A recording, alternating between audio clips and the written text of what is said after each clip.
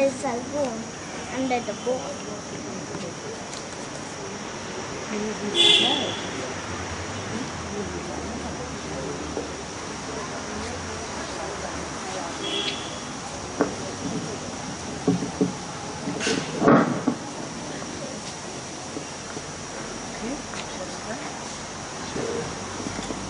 Good evening, everybody, and welcome to Gyanadam and to this wonderful presentation here. My name is Dipali. I am a writer and artist. I work with children, and I've also become a publisher, especially after meeting Professor Martin. So from my own experience, I'd like to share that I met him 2 years ago, and the first thing I started talking to him about was his conscious template, which completely gripped me, and I was completely engrossed in this model. Basically, it's a model, it's a template, it's a graph, like a blueprint, which you can apply to various subjects from parenting, education, psychology, cultures, communities, even economics, and more. He'll tell you more about it because I really cannot justify. I'd like to tell you a little bit more about Professor Martin. Professor Glenn Martin is a psychotherapist, lecturer, author and philosopher. He majored in biology and geology for the first 5 years of college before completing another 5 years in psychology. This diverse interest in the hard sciences of biology and geology and the soft sciences of psychology led to a lifelong interest in psychophysiology, biofeedback and meditation. He first visited India in 1979 after completing his undergraduate and graduate degrees. Professor Martin was certified in both peripheral and EEG biofeedback and licensed in the USA as a clinical counselor to independently diagnose and treat emotional and mental disorders. His areas of expertise include biofeedback, stress management, crisis intervention, relationships, parenting, cross-cultural differences, hospice, religion, spirituality, teaching, meditation, chronic pain, headaches, bipolar disorders, anxiety disorders, Asperger's spectrum, insomnia, and depression. As an associate professor, he taught classes at the University of Akron in biofeedback, stress management, meditation, relationships, human sexuality, dream analysis, psychophysiological disorders, insomnia, and emotional and psychological disorders. He served as the clinical director of the Counseling, Education and Meditation Center and later at the Neurotherapy Counseling Center before returning to India in 2006 to write. So from 2006 till 2013, he has written this and he's still going to edit it further. And it's a vast and a very broad model which can be applied to so many areas which I just spoke to you about. Today we're going to look at one aspect because it's really a very in-depth subject and you can't cover the whole book in about an hour. So we're going to touch upon why art, why creativity, and where does that come from through this model which he calls the conscious template.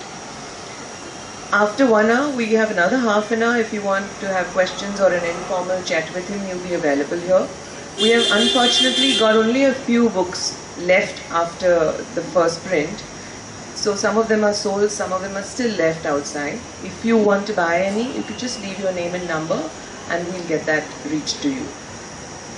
That's about it. Have a great evening. And once again, thank you Gyanadam for organizing this wonderful event.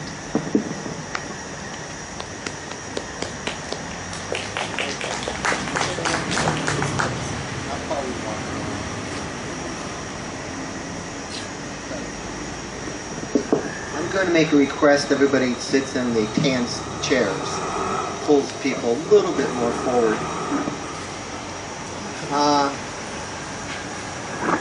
I don't have a whole lot of time, so I'm going to cover it as quickly as I can. Okay.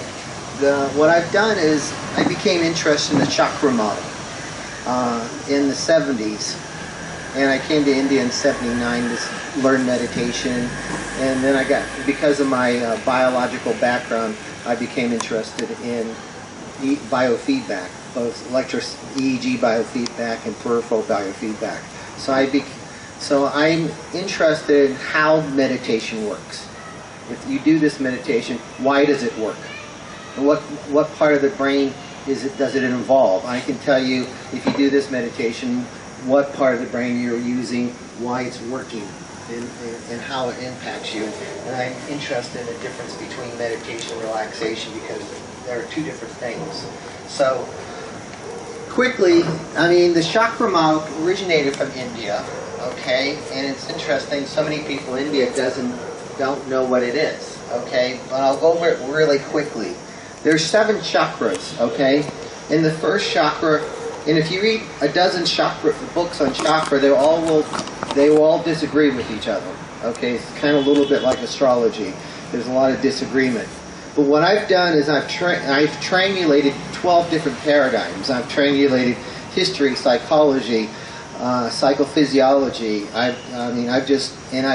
I've come down with the definitive characteristics of each chakra when they show up developmentally in children. And a lot of what I've done, the last 15 years I was in America, I specialized working with children. And with children, you can see the chakras purely as they are, uncontaminated. And they show up at very specific ages. And by studying children, you can see what characteristics are really applicable to the chakras. Okay?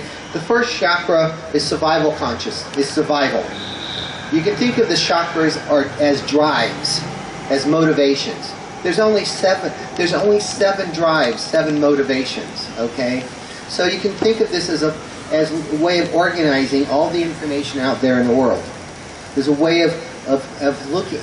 I can look at a book and I can tell you what chakra created that book. I can look at a culture and tell you what chakra that culture is in. I can even look at an ad on television and I can tell you what chakra that ad is coming from.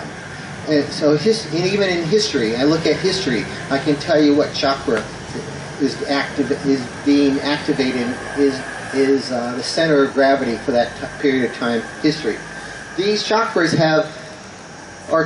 they tend to come out in a collective consciousness at a certain period of time historically. They show up developmentally in children at very specific times.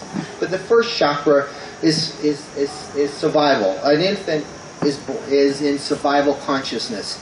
And I've tied this into what part of the brain's working. So, and when an infant is born, their reptilian-based brain is dominant. An infant for the first 6 months lives in a world of sensation. That's why they don't smile or giggle or laugh. Okay, but children around 6 months will start smiling. They'll start giggling. That's because the limbic system, which is the emotional brain, comes online around 6 months. And around 6 months to 2 years, you have this idyllic, innocent childhood. Okay, and what happens is from birth to 2 years, you're in a pre-mind state. It's pre-mind. The mind hasn't arisen yet. At 2, what happens? The cerebral cortex comes online. First with the right cerebral cortex, and later on with the left cerebral cortex. But what happens? Language comes up, and with language, ego comes. Before language, there is no ego, because you need language to have an abstraction of time. So at a year old, a child is living in the here and now. They're not really. The ego hasn't fully activated. At 2, the ego is fully activated. There's hierarchy, power consciousness. At 2 years old, power consciousness. This is the third drive. First drive, survival. Second drive, pleasure. Third drive, power. Okay? This is how the chakras unfold. Around power consciousness is totally self-centered. Okay? This is where the patriarch is. Okay? It's kind of a patriarchal type thing, power type thing. How you can identify power consciousness is double standard. Whenever you see a double standard, you know you're dealing with power consciousness. What happens around 7, okay, another chakra opens up, and that's the heart chakra, and I call it social, because in the heart chakra, in power consciousness is self-interest. In the fourth chakra, it's social interest. You're now interested, it's altruistically interested in how other people are. You're willing to sacrifice and suffer. Empathy comes in the fourth chakra. Power consciousness only has sympathy.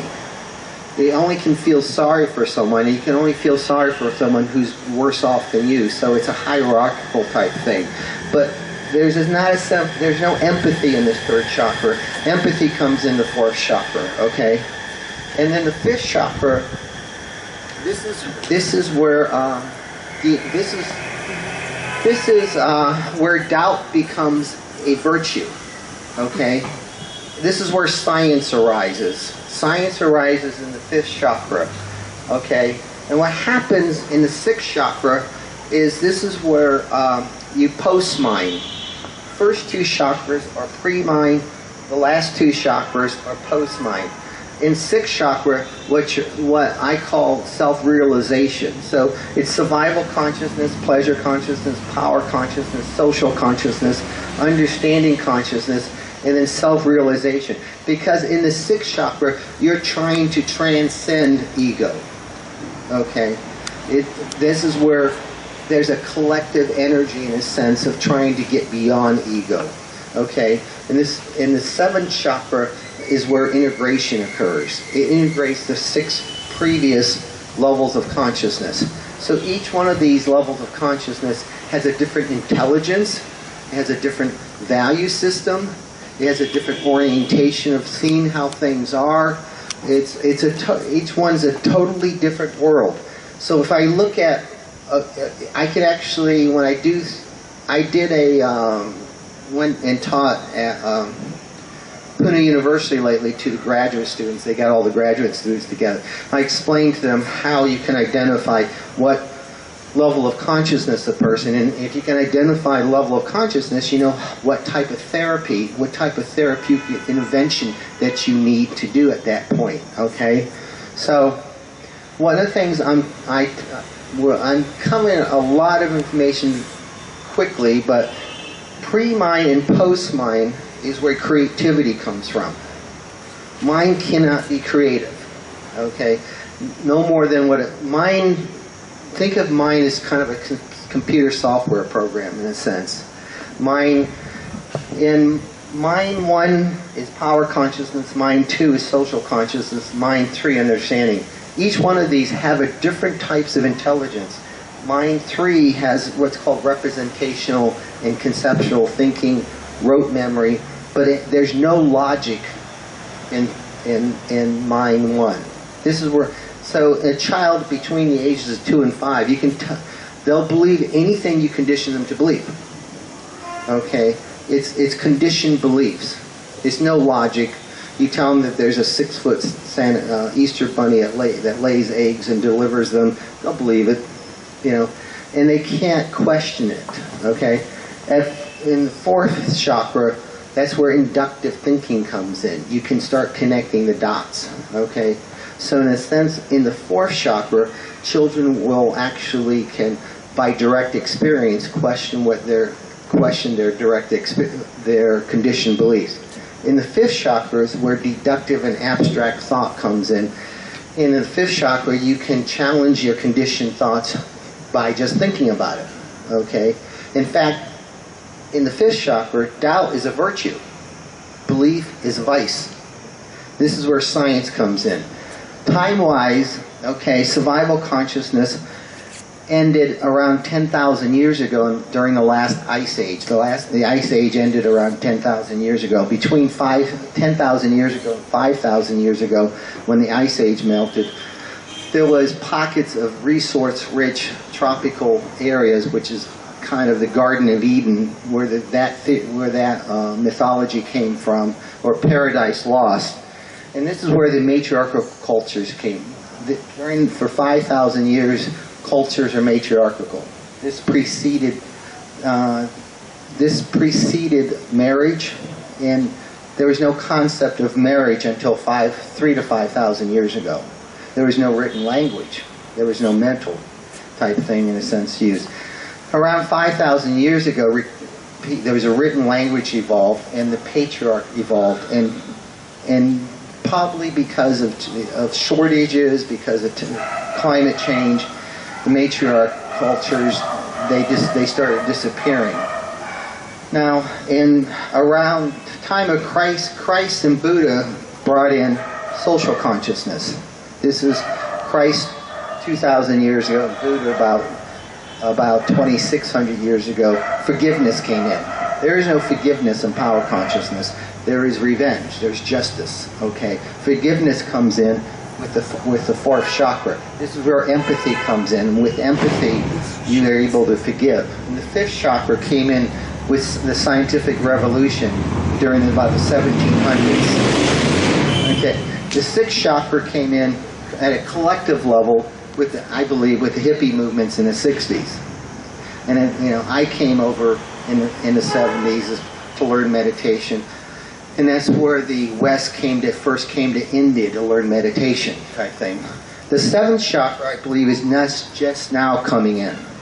And it's being brought in with smartphones, computers, in the internet, okay? Now you can access anything immediately. I mean, you literally have all the information in your pocket, okay? When I went to college, I had to go down to college, and I would have to go through all these books, and I have to go through. Now it's all on the computer. You don't have to. I came to India 7 years ago to work on this model, and I could work on the model just, you know, with my laptop and my smartphone. It's amazing because you have access to everything. So with this access to information, what's happening is, when I came to India in '79, there was a very, the culture was very similar. People were generally in the same level of consciousness. There wasn't too much difference from one person to another person, okay? The culture was primarily in this third chakra, second chakra, and you can see that there was a similarity. Now, any country you go to, you can find every level of consciousness in any country you go to, because people have access to this. And what's happening is people watching cable television. You turn on the TV and you're watching Friends. Well, Friends is a totally different value system. Children are absorbing these value systems of all these Western movies, Western sitcoms.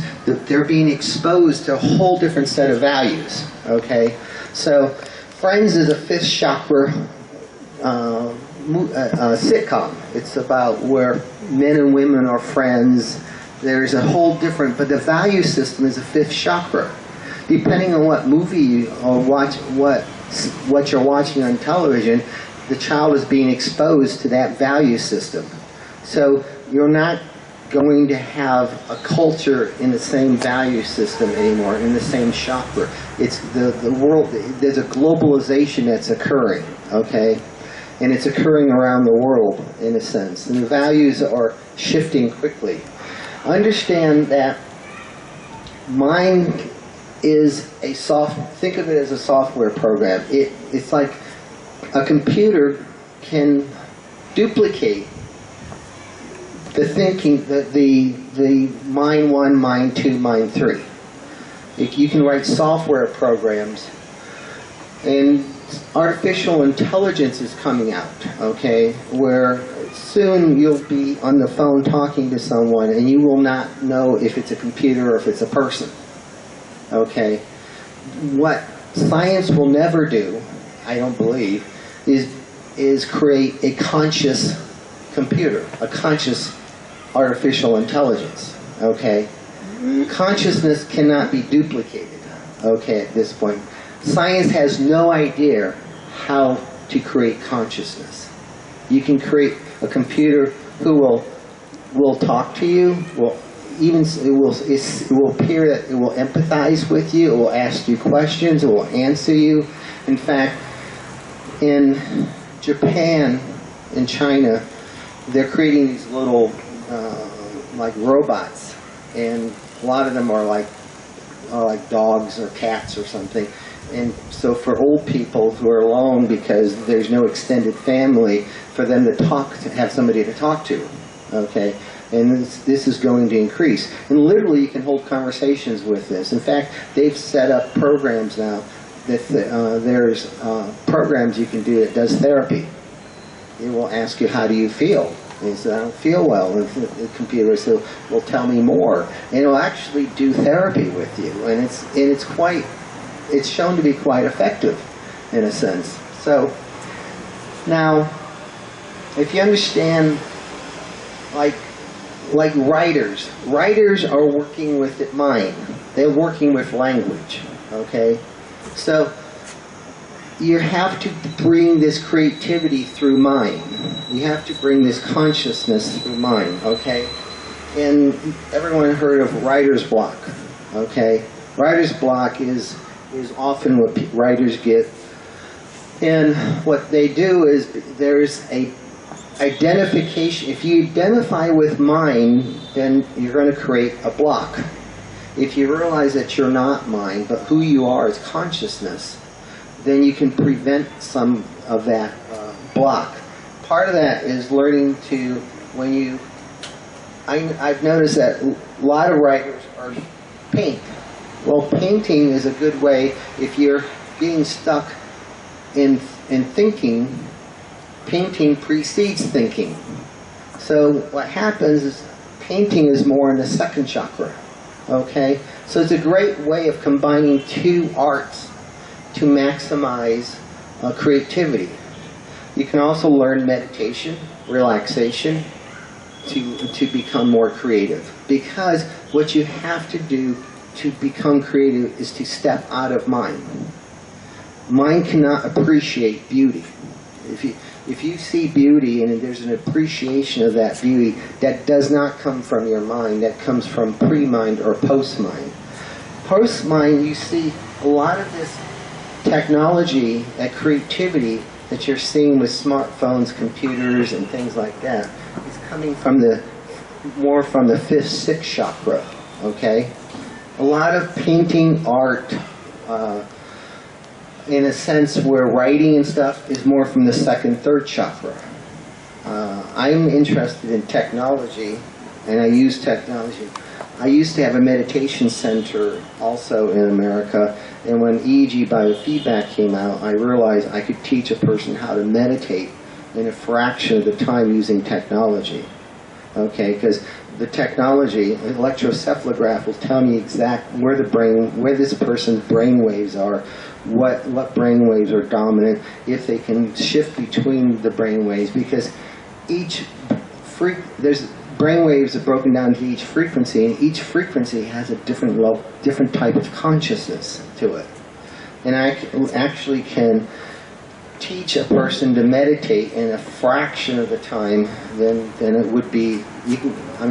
I tell people you can go off to a Vipassana retreat for 10 days for 12, 16 hours a day, but I can duplicate that generally in 10 half-hour sessions, 10 half-hour to 1-hour sessions, because the technology will tell me exactly where your brain is, exactly when you're spacing out, exactly what level of consciousness you're in.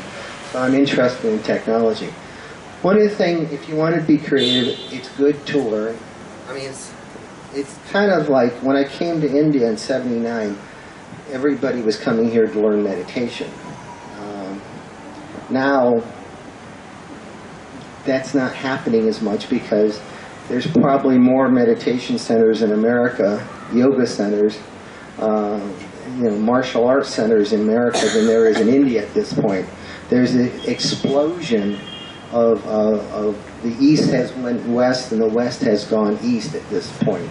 In fact, if I'm speaking to a group of people in America, it's amazing how people understand what the chakras are. It surprises me that often, when I'm talking to a group in India, they seem to know less about the chakra model than the Western does. There's more interest in, it's like India has become interested in science, the West has become interested in meditation. So there's been this shift. So see what time I have. Okay, about a half hour. I can answer, I've given you the outline of this, I mean, in a sense. I've kind of given you the 7 chakras, what the first 2 being pre-mind, the last 2 being post-mind. That mind comes in around age 2. I mean, and then at puberty, the 4th chakra comes in. About 7, the 4th chakra comes in. Around puberty, the 5th chakra comes in. Around late teens, early 20s, the 6th chakra comes in. And I believe the 7th chakra comes in the late 20s, early 30s. Your ability to integrate, and what happens is each level of consciousness believes that they're right, that they're correct, that they have the truth. This goes all the way up to, not until the 7th chakra do you start realizing that truth, there's different levels of truth. Truth is relative to certain levels of consciousness. At the 7th chakra, you start understanding that truth there's different truths, and truth is not absolute. It depends on the situation and what level of consciousness. One of the things I learned doing therapy is that if I don't figure out what level of consciousness a person is and deal with them on that level of consciousness, you can cause a person to get much worse. In fact, when I first got out of school, I actually precipitated a couple psychotic episodes with people, and because I was at the wrong level of consciousness with this person and I quickly learned that I had to understand where they were to be able to do therapy with them. Okay? And as soon as I understood that, then the whole thing shifted. And when I was working with someone dying, I was a hospice therapist for a while. I had to understand, where is this person? What is their value system? What is their perspective? How to talk to this person? Stay within their framework, type of thing. Everyone should learn some if you're going to be an artist, you should learn some relaxation skills, some meditation skills. Okay. Breathing is one of the best things that you can learn. I mean, it's like learning to control your breath. The in-breath energizes you. The out-breath relaxes you. Okay. The first thing you do in life is breathe in. The last thing you'll do in life is breathe out. You come in on the in-breath and you leave on the out-breath. As long as you can suck in another breath, you're going to live for another minute or 2. Okay? And what happens if you understand that if you breathe out longer than you breathe in, it relaxes you. If you breathe in longer than you breathe out, it energizes you. Okay? So when I work with a person, I would figure out if this person's depressed, I would have them doing like an even breath, or the in-breath slightly longer than the out-breath. If they were anxious, I'd have them breathe out longer than they breathe in. And that's one of the first things that you can learn to do, is just some yogi breathing, because the yogi breathing controls the autonomic nervous system, and controls what's called the flight-fight versus flight-fight, controls the sympathetic parasympathetic system. And if you can learn to breathe, you can learn to control the psychophysiology. Now, meditation is not relaxation. Meditation is trying to be more conscious. It's trying to activate the witness. It's trying to create detachment. So when I used to teach people meditation, often there was a 6-month period where a person had a hard time learning how. Meditation often is not relaxing for the first 6 months. Okay? And the goal is not to relax, the goal is to become conscious. So if you go off to Vipassana meditation, you're trying to stay conscious. Okay? As soon as you space out, catch yourself spacing out, you're trying to be aware that you just spaced out and been thinking about this or that for the last 5 minutes. Now with EEG biofeedback, I can immediately, as soon as the person spaces, I immediately have feedback with the equipment that they're no longer meditating. So it tells me that they're, because when you're learning to meditate, you really will go off, be gone for 5-10 minutes, and then realize I'm not meditating, and you come back, and then you go off for another, you're here for a few minutes, and then you're off another 5 or 10 minutes. And this is what makes meditation so difficult. Learning relaxation is actually, it should precede meditation. Once you get a little bit of relaxation, you know how to relax using breath, then you can learn meditation. Meditation shouldn't be learned before relaxation. One of the things I teach people is what very short relaxation techniques. Okay, when people come in, I know when I tell people, if I say to somebody, sit down twice a day for 20 minutes, meditate to relax, they're not going to do it. But if I tell them, take out, whenever you're waiting, take that time to do your breath. Learn to do your relaxation. You're catch a red light. Spend that time relaxing, doing your breath. If you're standing in a grocery line, in a bank, if you're catching a commercial, commercials are a great time. Every time there's a commercial, spend that time doing your breathing technique, relaxation techniques. So you never really have to take out time of your life, okay? Because you're taking out whatever. And this will increase your creativity. It will keep you from getting stuck. It will also help you to appreciate art more. Because, like I said, the awareness of beauty comes from pre-mind. It doesn't come from mind.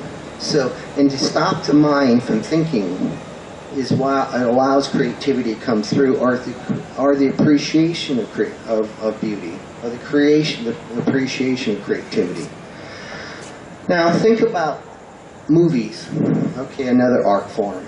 Okay, you can think of different movies as being one of these levels of coming. What level of consciousness created this movie?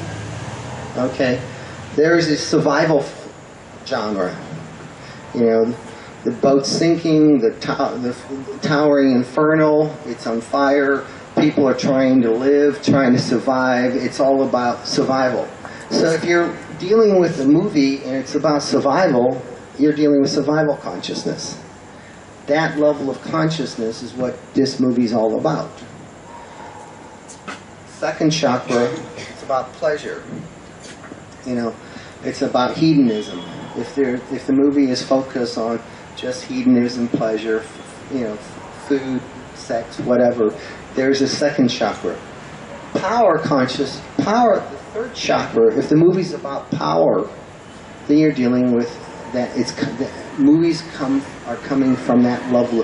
Who created that movie was someone coming from power consciousness. It's about war, battle, sports, win, lose. Anytime you're having win-lose, there's a sense of you can start identifying a movie. This is coming from power consciousness, competitiveness. Then fourth chakra, something about helping other people, or maybe even you know, long-term committed relationship. About is from fourth chakra. A lot of love stories. You notice that people, okay, movies, generally people fall in love. At the end of the movie they get married, okay? Generally that's the second chakra. If the movie's about what happens after they get married, you're dealing more often with the fourth chakra, okay? You see very few movies where the movie starts. I don't know if I've ever seen a movie where the movie starts with people getting married and it tells you their story. There might be a movie out there like that, but I'm not familiar with it. But there's a sense of the fourth chakra is about helping others, doing things for other people, the fifth chakra is about science. So if you're looking at science fiction, you're looking at the fifth, you're looking at that genre. If you're looking at a movie that has to do with science fiction, you know that's coming from the fifth chakra. Self-realization, there's very few movies from that. One of my favorite movies is Groundhog Day. Okay, it's Groundhog Day is about transcending ego. Okay, in the fifth chakra, you're actually there's a sense of polishing up the ego. It's about what happens in the fifth chakra. You're not transcending the ego. You're not letting go of the ego. What you're doing is your self-development. You know, okay, self with a small s. Okay, you're trying to perfect. You're trying to perfect your ego in the fifth chakra. So all this self-development books, if you go to a library, and all these books are on self-development, it's about becoming, because the fifth chakra is about becoming. The sixth chakra is about being. It's not about becoming. It's about transcending your ego. It's about going beyond your ego. Okay. What happens is in third, fourth, and fifth chakra, it's about consoling your ego. Religion is about consoling your ego. It's in the six chakras. You're not trying to console the ego anymore. You're trying to transcend the ego. There's a different orientation. Its focus is on the here and now in the sixth chakra. You're realizing that there is only now. There only is now. That's what the eternal now is all about. There is no future. There is no past. The future and the past is just a thought form. It doesn't really exist. We're always here. We're always now. And when you start thinking about the future or the past, you're in mind, because that's what mind does. Mind takes you away from now. Mind is either in the future and creating anxiety, or it's in the past creating. If you're holding on to the past, you create depression. So, in sixth chakra, you're realizing that what's really important is now, and you no longer are willing to sacrifice now for later. There's a total shift in consciousness at this level of consciousness. At the seventh chakra, you start realizing that each level of consciousness has its values. It's useful. And that one level of consciousness is not better than another level of consciousness. And you start taking the gifts or the skills from each level of consciousness, and you start learning how to utilize them. Also, people will find out they have uncooked seeds in certain levels of consciousness. As you know, the gurus over here always seem to get hung up with sex and power. It's like they've reached out, way out someplace, but still they have uncooked seeds that trips them up. And the reason I put the chakras this way horizontally is because each level of consciousness has a dark side to it and a light side to it. There's not like one's better than the other. Think of this as kind of like horizontal in a sense. It's like it's not better to be 5 years old than 50 years old. It's just different, okay? It's just, and if you understand that this is not better or higher or lower, but earlier or later, what is important is to be as conscious in each level of consciousness that you can be. So you can have higher consciousness or lower consciousness in each level of consciousness. You can be unconscious and dysfunctional in any level of consciousness, and you can be conscious and functional in any level of consciousness. Spirituality you can see at different levels of consciousness. Okay, the survival consciousness, there's not much. If you go back in time to survival consciousness or infants, the only thing that they can find is burial ceremonies. There's not seems to be much concept of life or death or what happens, or because this is pre-verbal, this is pre-mind, this is beliefs come up in the power consciousness. Okay, I got 10 minutes. Beliefs. This is you can't teach a 1-year-old child a belief. They're pre-mind because they're not thinking. They're just in the here and now. They're just living. In fact, children at 6 months to 2 years, they're in what's called states of being. They're either love, joy, or peace. Unless something's impinging upon them, their default emotional state is love, peace, or joy. A 1-year-old feels good for no reason. Okay, because a 1-year-old is pre-mind in pre-wants. At 2, wants come in. I want this, I want that.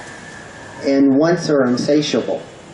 In fact, you give a 5-year-old 10 comic books, he'll want, if you give him 5, he'll want 10. If you give him 10, he'll want 50. If you give him 50, he'll want 100. And this is the type of thing that you see in power consciousness. This is what's created billionaires. Because how much is enough? Just a little bit more, as one multi-billionaire once said, okay? And there is no satiability. The more they have, the more they want. Because what happens before the heart opens, there is no gratitude. Okay, a child between 2 and 5 cannot feel gratitude, cannot feel appreciation. They feel they're in a sense of a self.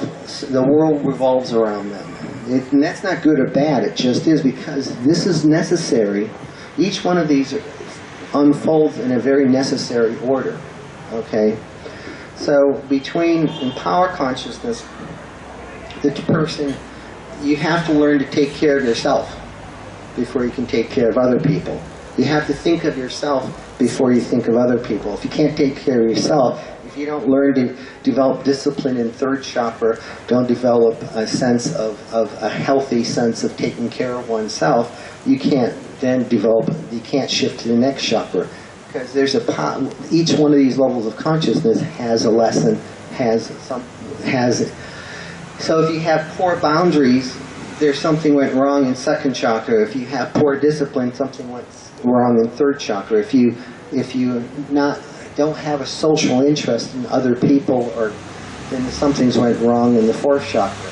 So you can actually see, but you can start understanding that if I look at a book, I can look at the cover and read the front, and I can actually understand what level of consciousness wrote this book. If I see a movie, I can say what level of consciousness wrote this movie. Questions. I got about 10 minutes left, and then I can talk with people who are interested a little bit afterwards. So anyone with a question? What about combination of many activities probably involved? A combination of one or more chakras. Yeah. Can you give examples of those? What happens with people tend to get up to a certain level of consciousness, and then the other levels of consciousness are embedded. And what's happening, because of the internet and stuff, people are getting up to all levels of consciousness, and all the levels of consciousness are embedded, okay? But they're not completely healthy, and they're not completely done because they've skipped through them so quickly. So, and also, a person can, when I come in for therapy, I'm actually looking at what level of consciousness this person is in different parts of their life, okay? One person may have their business life in one level of consciousness, they're in power consciousness, but their family or personal life is in the fourth chakra. I use the analogy in America, there's the Democrats and Republicans. The Republicans are coming from the third chakra when it comes to other people.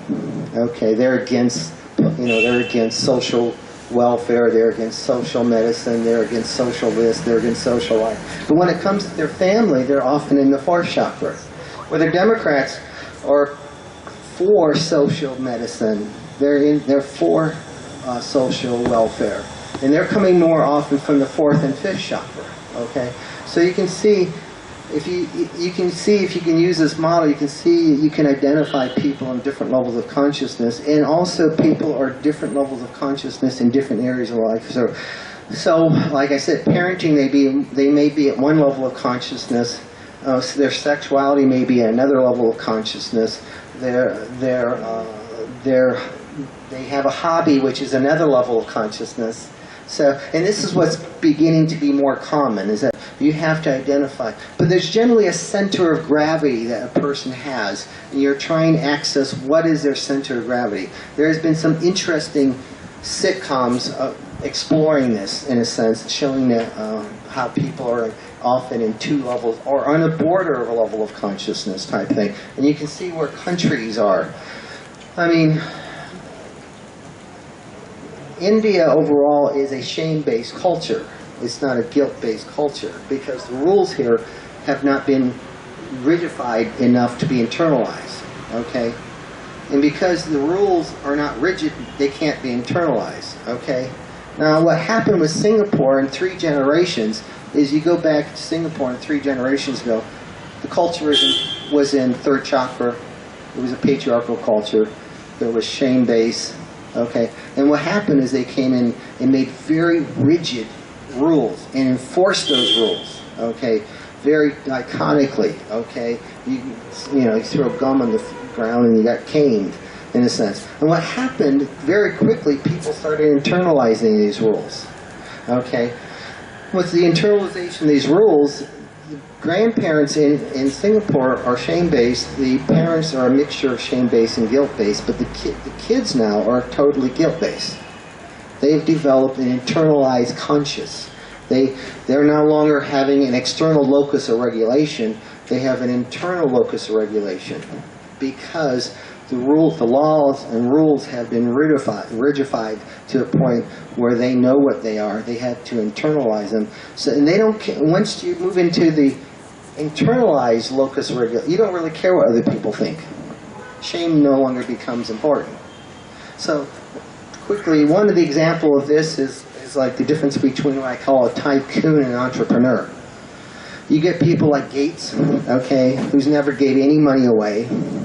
Then all of a sudden he gets old and realizes he's going to die, okay? And he's never done anything for charity, and all of a sudden he creates this philanthropy. And what's he doing this for? Is he coming from the fourth chakra, or is he coming from the third chakra? I do think probably he started concerned about his legacy.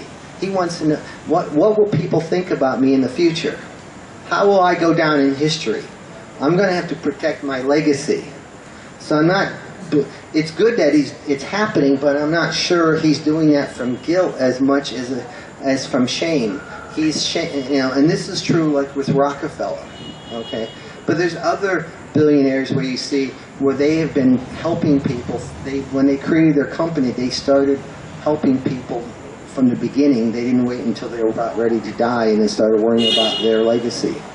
But you can start, once you look at this, you can start understanding where people are, what's motivating. Because there's only 6 things that motivates people. You're either, this is how you, and once you understand this model, you can understand where people are coming from, why they're doing what they're doing, what's driving them. So taking the example you gave of children in Singapore, when they were shame-based, where were they exactly? And when they were... Shame-based is the third chakra. When they went to guilt-based... And then they shifted into guilt-based because they were able to... But where's guilt-based? Where would guilt-based? Fourth chakra is guilt-based. Fourth chakra. Because you have now an internalized locus of control. You don't have an external locus of control. You don't really worry about what's called WPT. Once you move into the heart chakra, you don't really care what people think. See, you need shame. You need shame in power consciousness to control people's behavior. Okay, in a sense. And similarly, won't there be movies which actually show a transition from one chakra to another? Yeah, you can actually. Once you understand this model, then you start looking at it's like putting on different glasses.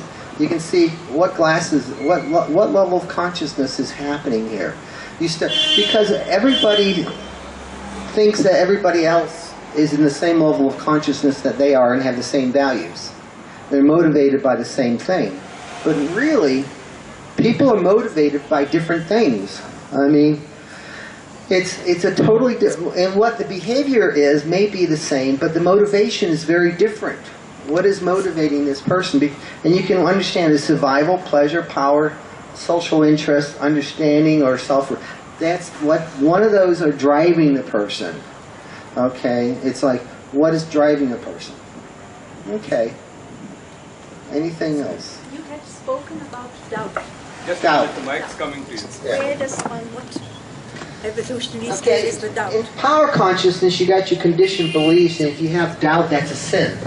And to question is a sin. In fact, to question in power consciousness is punishable by death in some cultures, in a sense, because fanaticism is in the third chakra. Because the third chakra here cannot logic. It's pre-logical.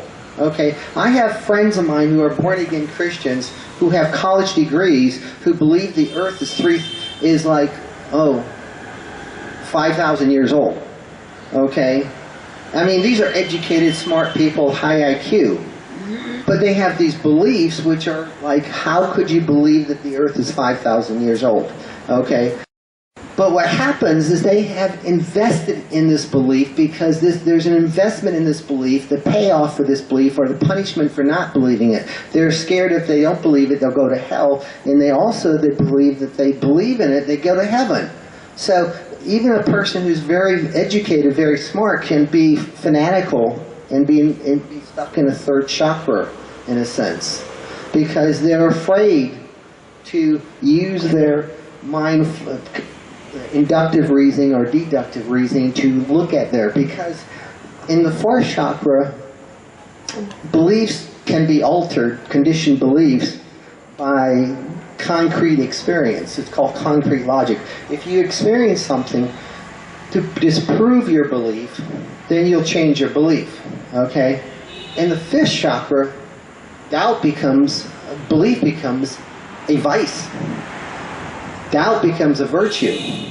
And to believe in something and not question it becomes, because each one of these have a different religious orientation, a different spirituality. There are people in the third chakra who become enlightened, but how did they become enlightened? Pure discipline. And there are stories India, where a person has went in a cave, said, I'm going to sit in this cave, stare at that wall until I can become enlightened. And 10, 12 years later, they become enlightened through pure discipline. Now in the fourth chakra, you don't become enlightened from the fourth chakra, from discipline. You become enlightened by helping others. Okay? It's love. The path is different. There's a totally different path on the fourth chakra.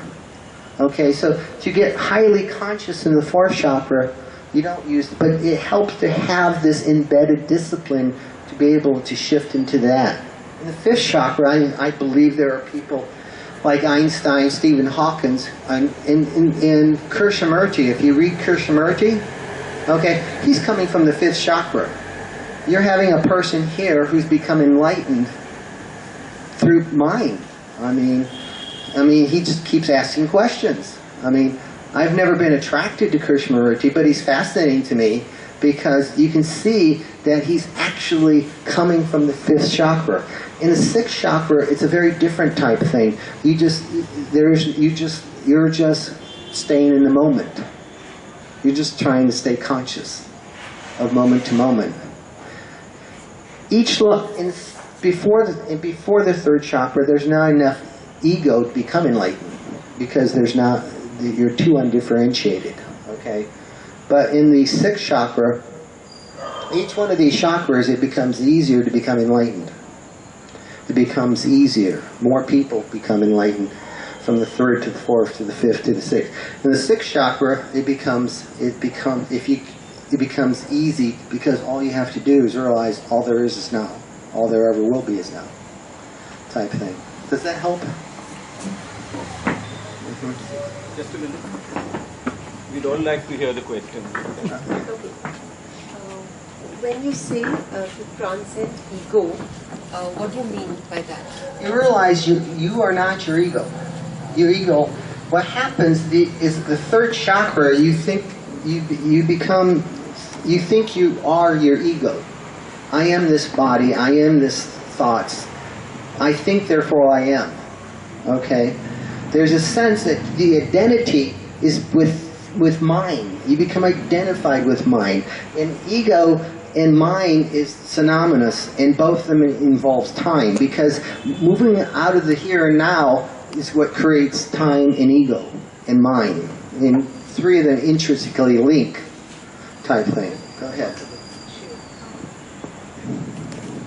But how do we all become different? I'm sorry. How are we all different then? I mean, if there's- We're all different in a sense. How do we all have our own identities if we don't have an ego? You know what I mean? So ego is like a body. It's a tool. I mean, something's useful, but it's not who you are. It's no longer. It's not something. Consciousness is who you are. I'm conscious.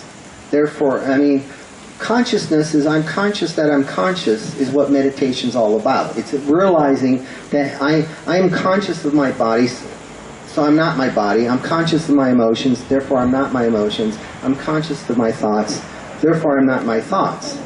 Who I am is this consciousness. Consciousness creates the context that everything else falls up in. And this happens in the sixth chakra, that becomes obvious that I am not my ego. I am not my thoughts. I'm not my...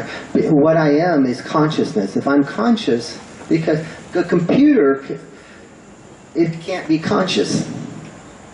But but in a sense, they'll be able, you can duplicate, in a sense, where whatever you identify, consciousness will identify. It will identify, will buy a car, and that car will then be, they'll identify with that car, and that car is not part of who I am. It's my identity. Okay? If I become successful, that success, that job position, I identify that, and that becomes me. Okay? But in hospice, watching people die, the only thing that is left that people have when they're to the point is their consciousness. Okay? In a sense. I remember walking into this one room, and this whole room, this person had been sick for a long time, and this whole room was pictures of him being taken of him with famous people from around the world. Movie stars, politicians, and here he was in bed in a diaper. Okay? Totally his whole life, in a sense. All this identity, I mean, is gone, in a sense, because who we are is consciousness, and the only thing that can possibly continue is consciousness. You're not taking your mind. This is just a software program. This is just some psychophysiology in the brain. Okay, you're not your body. You're not your emotions. Your emotions are part of the second chakra. But what possibly may go on is consciousness. And it's the only thing that could possibly go on. And my orientation is that consciousness doesn't come from the mind, it comes through the mind. Okay? Behind matter is energy, and behind energy is consciousness. And if you study, one of the things I'm interested in is quantum physics, because of my scientific background. Everything started in the Big Bang. And before the Big Bang, there was what's called singularity, and a singularity means that it was smaller than a subatomic particle. The singularity was. Everything came from this. There was no time, no space, no distance, no energy, no matter. There was no matter or energy. But this exploded. And when it exploded, the first thing that was created was energy. And then energy slowed down and created matter. And now what it looks like, my orientation, other people, is that what was this singularity? To me, it was probably pure consciousness.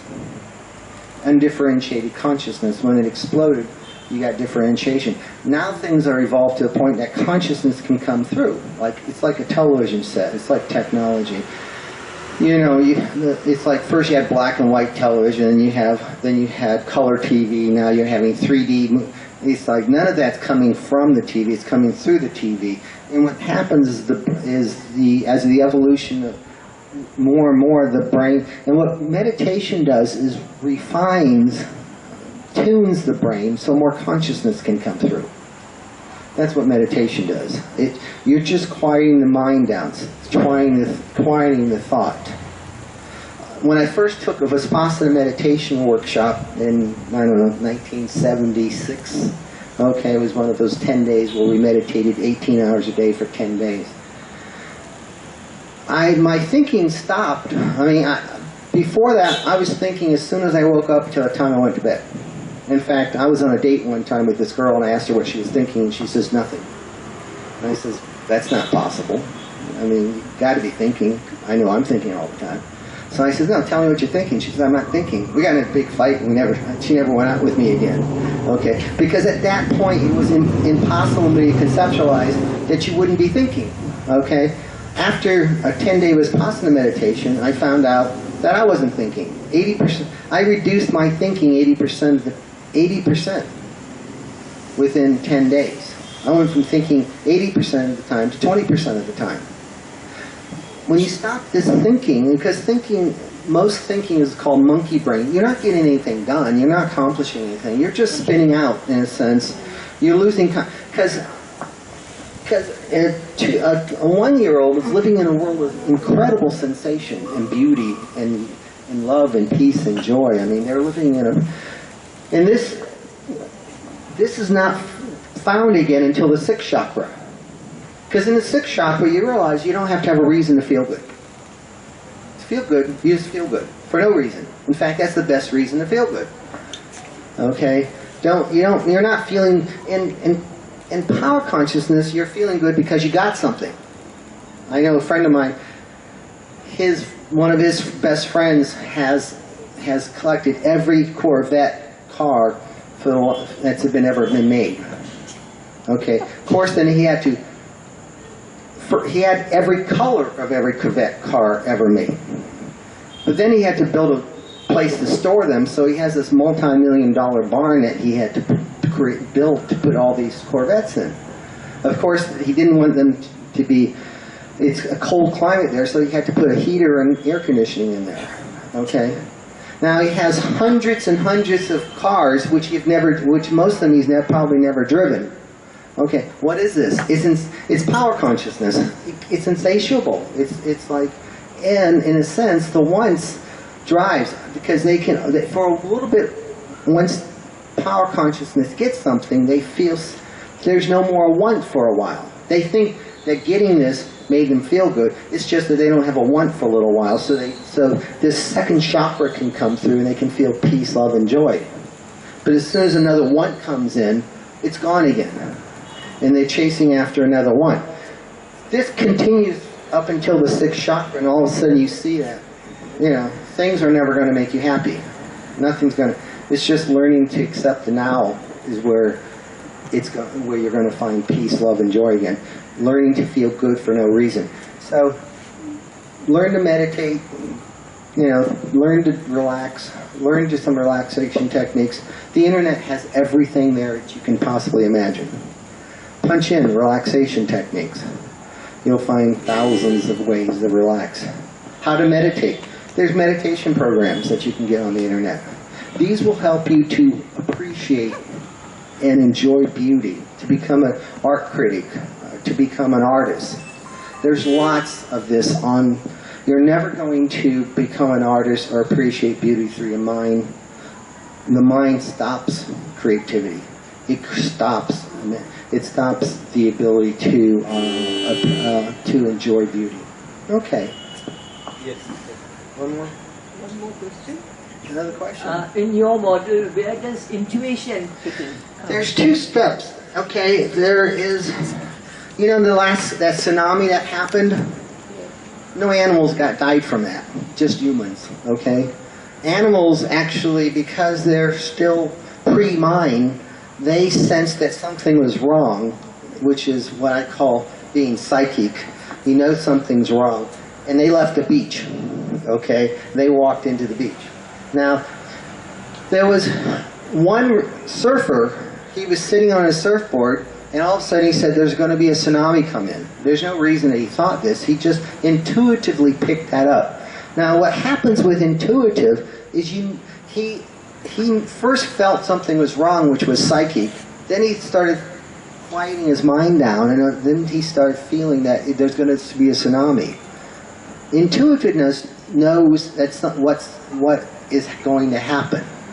Okay, I was skiing in Colorado one time, And I got in this chairlift, and I started having a panic attack. I've been skiing for years, and I've been on chairlifts and gondolas, and this is a gondola, these gondolas. And I'm thinking, okay, why am I having this panic attack? Okay, and I got inside the gondola. They closed the door, and all of a sudden I had this thing. This thing's going to fall. Okay, they said, and so once I got off that gondola, I didn't ride the gondola anymore that night. I stayed away from it. And I'm thinking, okay, should I tell somebody that gondola is going to fall, or should I say something? I said, if I tell someone, they're probably going to arrest me. I'm going to ruin my vacation. And I also believe that I couldn't do anything. I'm not going to be able to change it. The next day, it fell. A whole bunch of people died. Okay, that's intuition. Intuition is that you know what it is. It's just not, something's not right. So there's intuitiveness is really coming from the sixth chakra type thing. It's coming from a knowing. In fact, what characterizes the sixth chakra is that you go beyond, you realize that truth cannot be found in thinking or mind. Truth cannot be found in a belief. Truth is coming to losing your mind and coming to your senses. Okay? It's learning to, to be more in this. The sixth chakra and the second chakras, they're connected in a sense. Think of the Jewish candlestick. Okay, the first chakra is connected to the seventh chakra. The second chakra is connected to the sixth.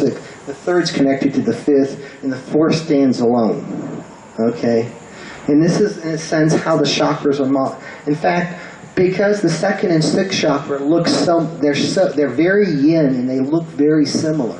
Okay, they often one becomes mistaken for the other. And third chakra and fifth chakra is very, very yang.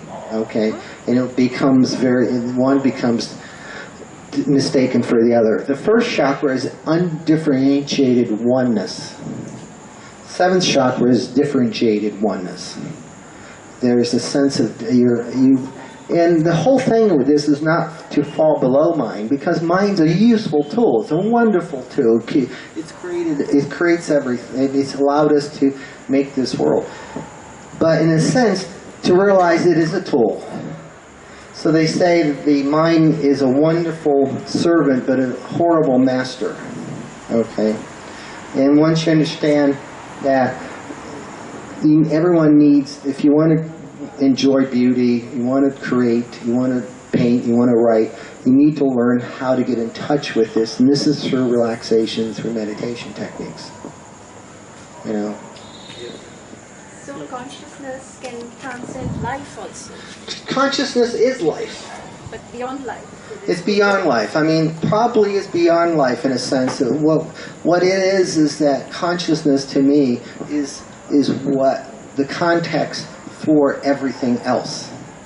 I mean, matter, thoughts, feelings is part of, it's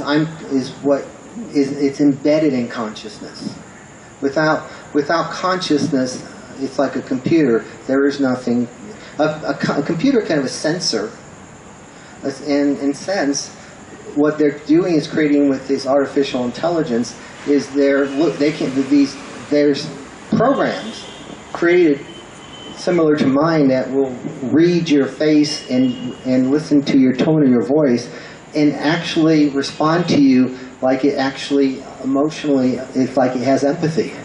But there is no empathy because there's no consciousness. There's no one home in a computer. They can't.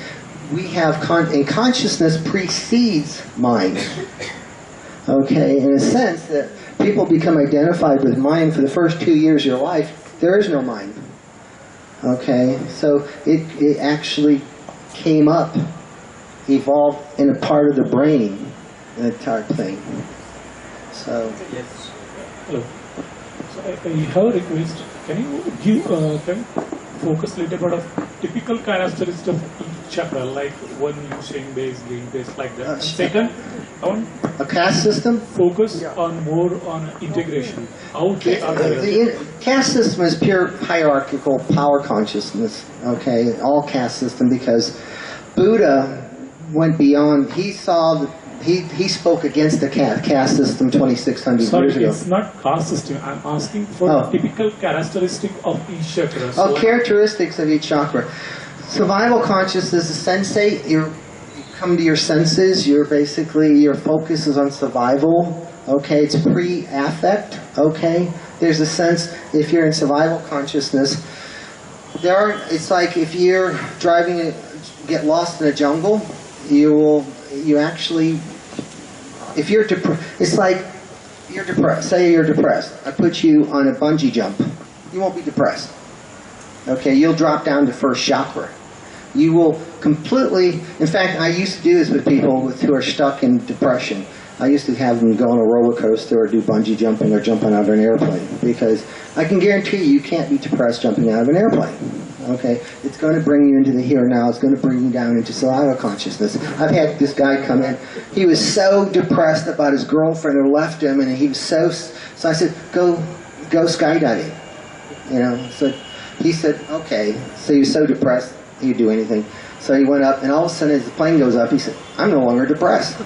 Okay. As the plane went higher, it was like, I don't care where she is. You know, and once he came out of the plane, he said, I couldn't be depressed if my life depended on it, type thing. He was like, but so that's survival. Pleasure consciousness is all about emotions, feelings. It's pleasure, it's food, it's sex, in a sense.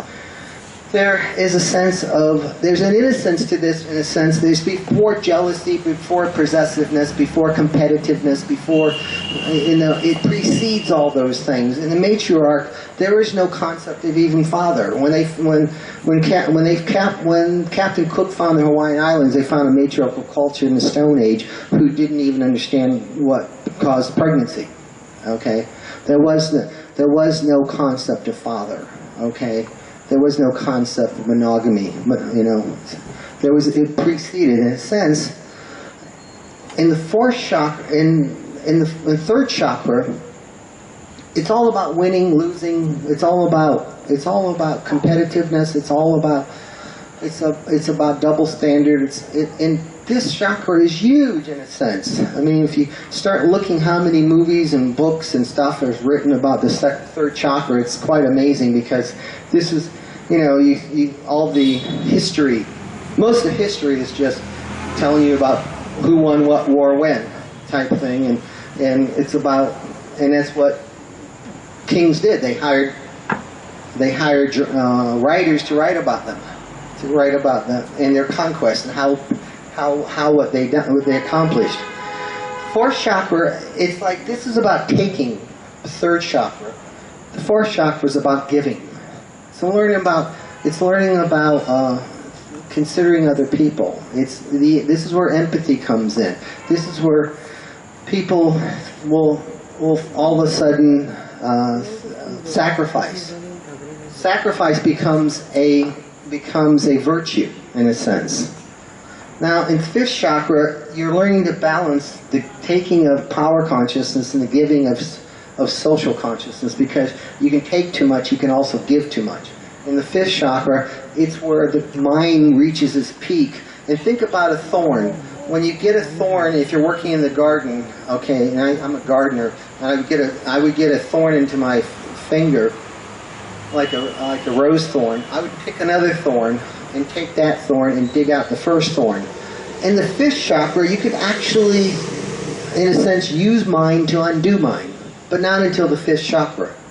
You're actually, this is what comes in. This is where abstract thought comes in. On the sixth chakra, mind has reached its peak, and you're realizing that you're not mind, you go beyond mind. Okay, and the seventh chakra is about integration. So this is kind of a feel for each level of consciousness. You want to give the questions? Integration, can you tell more? Integration is real. What happens in integration consciousness, you all of a sudden realize is that truth is at every level of consciousness. It's not better to be in one level of consciousness than another level of consciousness. It's actually a sense, because if you're in the third chakra, you think, I have the truth. Everybody else who doesn't agree with me is wrong. In the fourth chakra, people have the same feeling.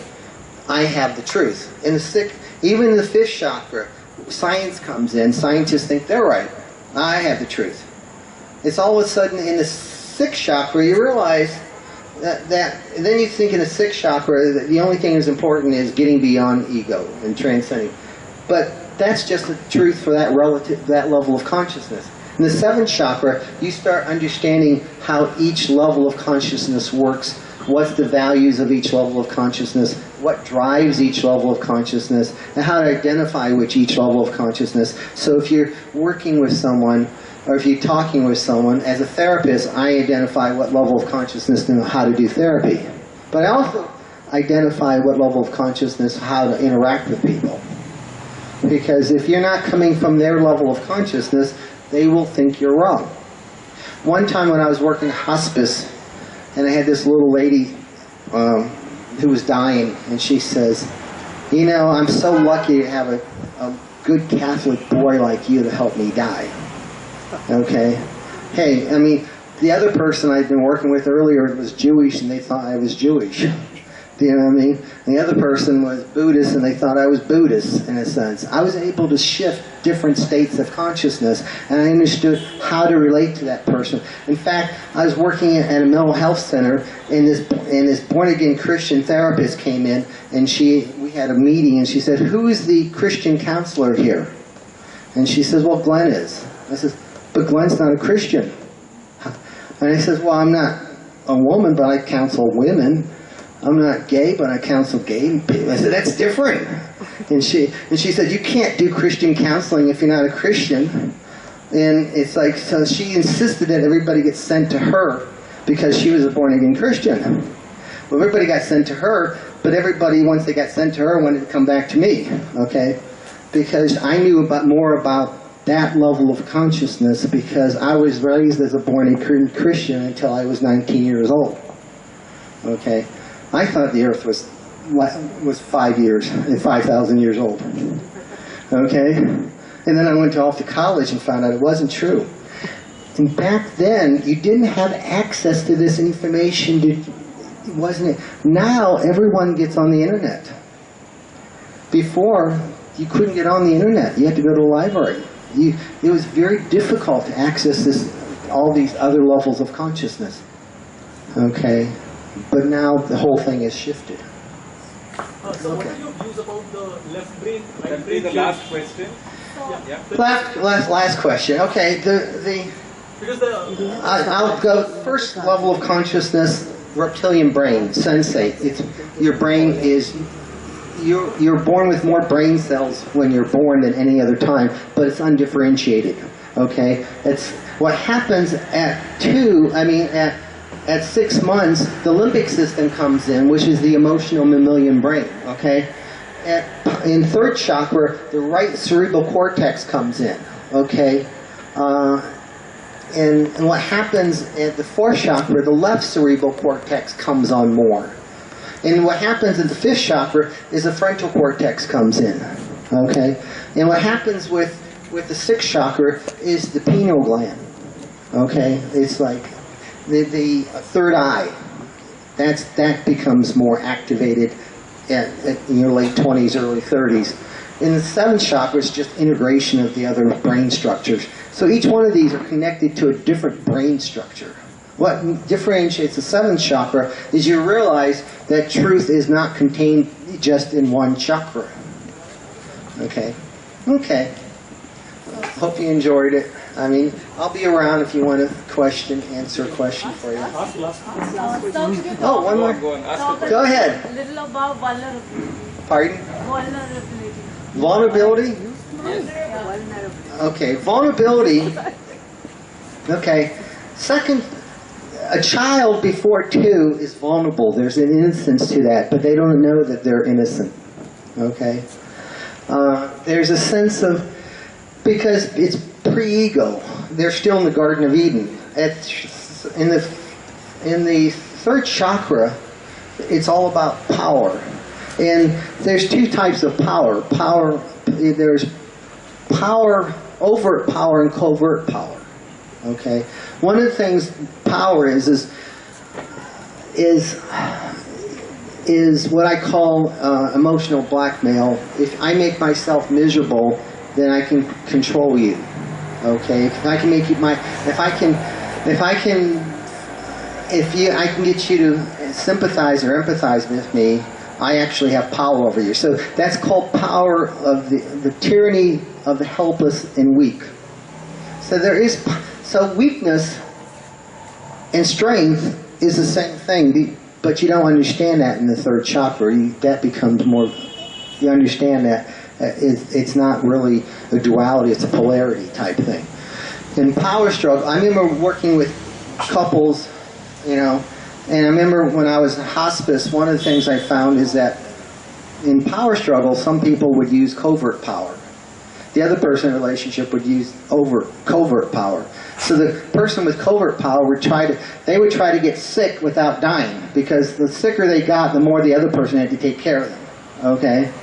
And and I remember this one couple, and usually there was one person in covert power and the other one's overt power. But this one couple, they were both in covert power. And both of them were trying to get sicker than the other without dying. Whoever got sick without dying won, in a sense, because the other person had to take care of them. But this was a pure power struggle. You could see it as a pure, and the vulnerability means in a sense of actually surrendering. It's just when you're vulnerable, there's a sense of surrendering. In the third chakra, you learn to surrender to parents.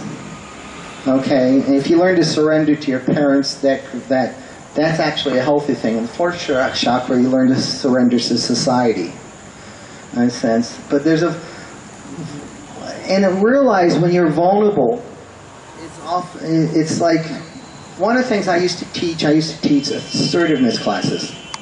And when I taught assertiveness classes, I'd always ask people, which is better? Passivity, aggression, or assertiveness? And of course, I'm taking an assertiveness class, so assertiveness has to be better. It actually depends on the situation. If somebody pulls a gun on you and says, give me your money, is that a good time to be assertive? Okay? It might be a good time to be passive. Okay? If a person mugs you and they don't have a gun or a knife, it might be good to be aggressive. But I remember my karate teacher telling me, if a person pulled a gun on me, I'm going to give them whatever they want, because no matter what the kung fu movies say, you're not faster than a speeding bullet. Okay? So it depends on the situation. And vulnerability has to do with vulnerability is different in each level of consciousness. What's vulnerable? In a sense, power consciousness doesn't value innocence. In fact, it doesn't, because to get from one level of consciousness to another level of consciousness, you often reject the values of that previous level of consciousness. That allows you to shift into the next level of consciousness. So innocence, ignorance of the law is not valued. Actually, innocence is not valued into the fourth chakra. So it's one of the things I tell people, it's a good thing that when Gandhi did what he did to independence with passive resistance, good thing he was dealing with England and not Germany at the time. Okay? Germany would have just killed Gandhi. Okay? It wouldn't have worked. It only worked because of the certain situation and also the values of that culture. So being vulnerable may be good in one situation. It'll be your death in another situation. So that's what integration consciousness is all about. It's learning to be what's appropriate and how to deal. You have to figure out what the other person that you're dealing with, what level of consciousness that they're in. Because if you don't evaluate in their level of consciousness, if they're coming from power consciousness, they'll just kill you if you're vulnerable. But in fourth chakra, it may save your life. Okay, thank you. Thank you very much.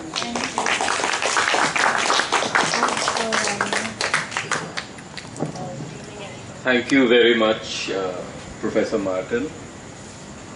And I think when we first got talking, we were wondering how people would respond and whether it would go over people's heads. But